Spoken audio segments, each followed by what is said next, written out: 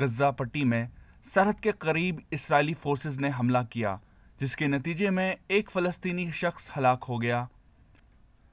گزشتہ روز اسرائیلی فوج کے خلاف فلسطینی مظاہرین پرتشدد مظاہرے کر رہے تھے، جس کے نتیجے میں ایک اسرائیلی فوجی زخمی ہو گیا، جس کے بعد اسرائیلی فورسز نے جوابی کارروائی میں ایک فضائی حملہ کیا جس میں ایک فلسطینی شخص ہلاک ہو گیا۔